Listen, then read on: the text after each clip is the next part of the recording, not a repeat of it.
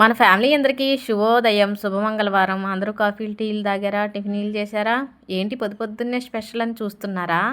కొబ్బరి పాలతో పులావ్ చేశా. కాకపోతే ఈరోజు పొద్దున్నే చేయలేదండి, నిన్న చేశాను. నిన్నటి వీడియో ఈ వీడియో. కొబ్బరి పాలతో పులావ్ చేశాను. మా వారికి ఇలా తినాలనిపించిందంట. మటన్ కూర, కొబ్బరి పాల పులావ్. టేస్ట్ అయితే మామూలుగా లేదండి.